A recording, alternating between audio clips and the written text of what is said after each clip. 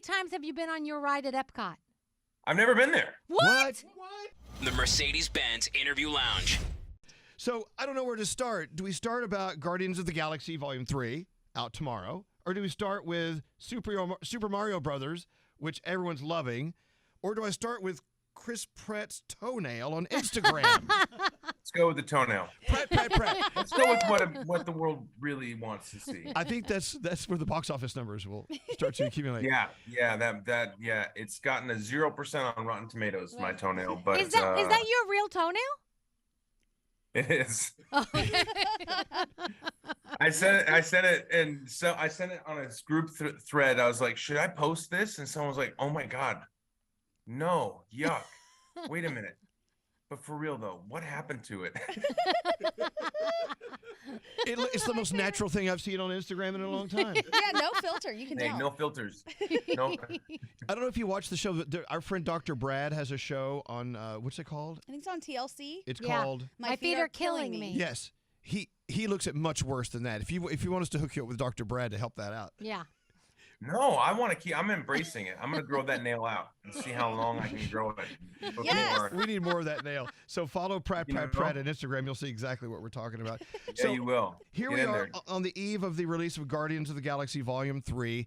I know it's in the rearview mirror, and not going to theaters is a thing of the past. It's great to have something as beautiful as this is going to be to go sit in a theater and watch. Man, you said it. What a blessing it is to be able to go back to the theater after all those years being gone. I mean, I love going to the movies. I miss it so much, and so I'm grateful that it's opening now at a time when people can go see it.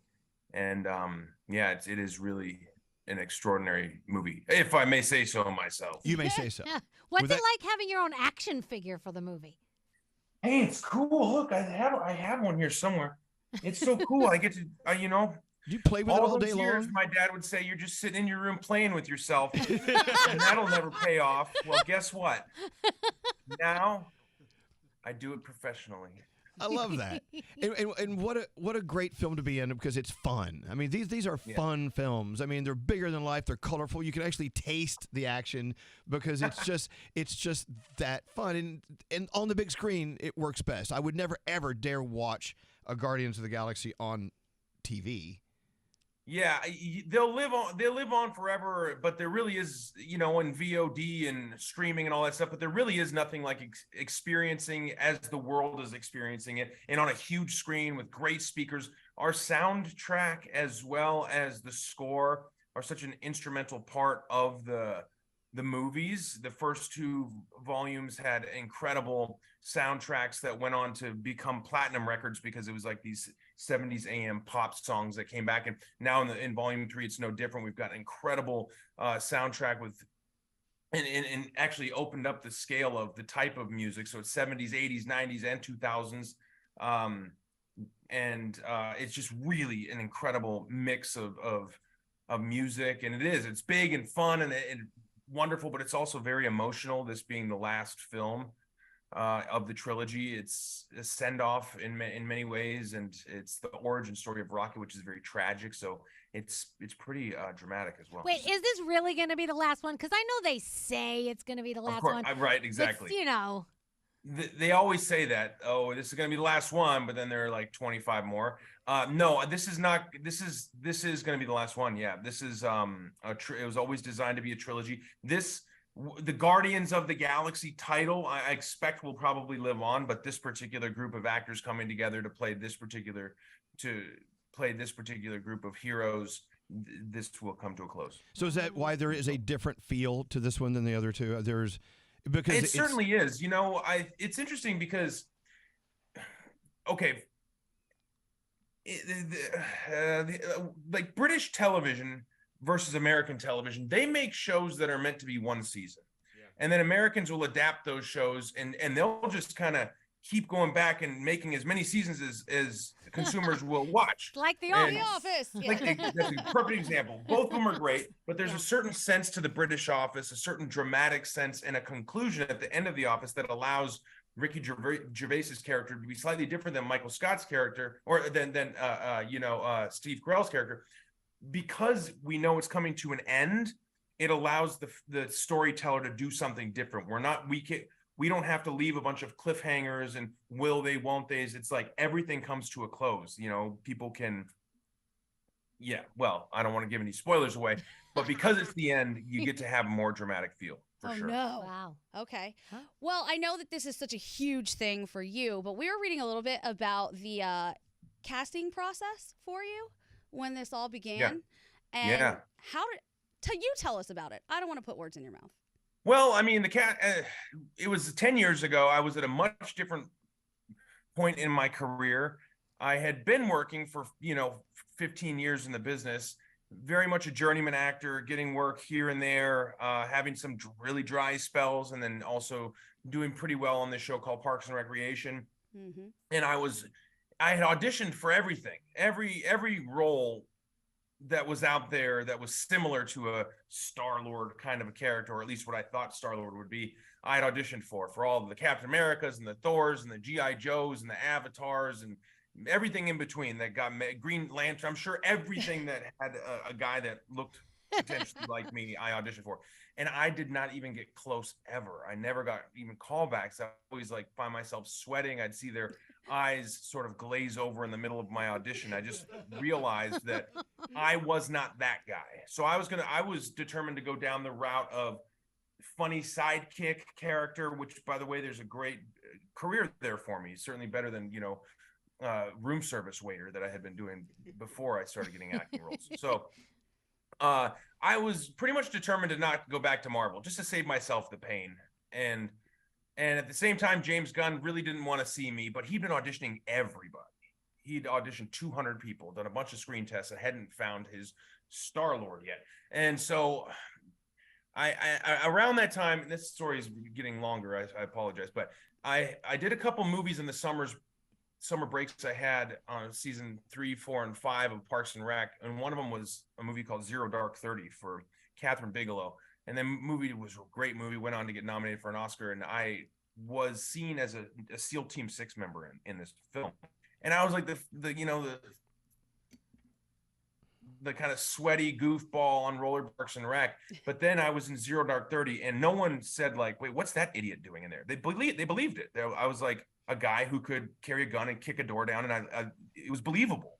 And so I started to reshape maybe who I was again in Hollywood. I thought maybe I can do these more action-based roles if I just take my fitness more seriously, if I care a little bit more about how I look as a prop, and just, just not to be shallow, but if I just get in better shape, maybe it'd be different. And so, but I also knew I wanted to do comedy because I've been honing these comedy chops on Parks and Rec. I said to my manager, I was like, there's nothing out there. There's no action comedies that have my brand of comedy that I like, but also that are real action heroes. And she was like, what about Guardians of the Galaxy? I was like, God, I don't think that's it. I said, I'll tell you what, I'll go, fine. I'll audition, but I'm going to do exactly what I want to do. I'm not going to do what they're asking for because I've tried that a million times and it doesn't work. And that's what I did. I went in there and it turns out it was exactly what James was looking for, was someone to just kind of come in and take ownership of the role in that way. So that's the longest story you've ever heard. No, it's not. I'm glad I hope heard you didn't it. fall asleep in the middle of it. It could be a lot longer. Yeah. But wait, is James trying to get you to go over to DC now? I mean, do they want sweaty people over there? I don't know. Does he want? Yeah, sweat lord. I don't know. Maybe it's still pretty early. He's doing Superman now, and I've already asked, and I'm not going to be Superman. That's damn it. We'll see. He's got a studio to build and a world to build. It'd be awesome if there was something that fit me, that was right for me. I'm not sure. There's nothing to announce, and I'd love to work with James again. I'll tell you that. He's freaking awesome. He's so good at his job, and he's also one of my dearest friends. So I'd certainly jump at the opportunity to work with him again if it was right. Look at this as a working actor. I mean, I hate to talk about the actual business of what you do, because the bigger than life characters you're playing and having fun playing is so much bigger and more important to a lot of people. But going from Super Mario Brothers to Guardians of the Galaxy 3 weeks later, and then everything else. I mean, that you've done, and I'm assuming you have in queue ready to go. Congratulations. It must feel good to be a working actor. I'm assuming, as you said, it hasn't always been this way. Well, thank you, dude. I appreciate that, Elvis. It does feel good to be a working actor. Yeah. And it has felt good to be a working actor this whole time. And that's been the better part of, over 20 years. I haven't had to go back to doing my day job. And that's been a big win. And incrementally, my career has continued to take steps in an upward trajectory. And man, I'm blessed to be able to reach audiences and travel to countries that honestly I didn't even know existed probably 20 years ago. Like now I go there and they're dressed up like the characters that I've played. It's totally crazy. And unlike anything I could have ever possibly imagined. When you come into town as an actor, there's not a lot of really clear signposts as to what your success may look like. You can think of actors who've come before that have won. I mean, I guess you could say, I want to win an Oscar, or I want to get a star on the Walk of Fame, or I want to host SNL. There's like maybe 5 or 6 things you could picture would be in the career of a successful actor. But for the most part, you're ready for anything but have zero idea of what to expect. And so I was ready for this, I guess, in a way, but I had no idea. Wow. I could never have possibly expected that it would be like this. We had James Marsden on the other day, and this is another actor who, constantly, he's spinning constantly with new things. And he has Jury Duty out, which is the reality show, which he did because he wanted to do something a little different. Do you ever seek out things like that really put you in a point to pivot to something totally unique? And certainly. I've been tied up with franchises with Guardians of the Galaxy and Jurassic World. That's 6 films over 10 years. Yeah. And with the Avengers, it's actually 8 films over these 10 years. And so that's time consuming. And I'd love to pivot. I think I heard one point a long time ago, an actor by the name of Jack Nicholson said what he wanted to do was to surprise people. And I love that. I love the idea of defying expectations and surprising people. And so I love that. And I'm actually buddies with Marston. We're on the same fantasy football league. And so we were all supportive. What's the name of the team? It looks hilarious. Yeah, what's the name of the team? He actually beat me this year in the finals. Son of a bitch. What's the name of your football team, your fantasy team? These are always fun. Oh, I don't even have a cool name. It's just like Pratt's team or Stillwater Ranch team or something like that. The Toenails. The Toenails, yeah. The creepy toes. Well, look, this is going to make it a whole different experience after having this discussion with you as we sit in the big theater to see Bigger Than Life, Guardians of the Galaxy Volume 3. Chris Pratt, thank you for being on with us, and continued success. And when you do a musical here in New York, we will be on the 4th row to see you. Yeah. Oh, I love that. 4th row, that's good, because I the first 3 will be covered in my saliva, because I spit when I sing. Boy, do I spit when I sing. Hey, good luck with that toenail. Yeah. Wait, before you go, how many times have you been on your ride at Epcot? I've never been there. What? No, I've been to the one in California. California Adventure Park has a ride, but I have not been yet to the Epcot ride. I haven't gone down to Disney World and stuff. It's great. Yeah, I've heard it's great. You get to play with yourself with that figurine, and then you can ride yourself when you go get on that ride. Play with myself, and ride myself. Absolutely. God, that's the pinnacle. Yeah. Always come back for more suggestions. We'll be here for you. Thank you very much, Chris Pratt. Have a great day. We'll see you at the movies. All right, likewise. Bye, guys. Nice to see you. The Mercedes-Benz Interview Lounge.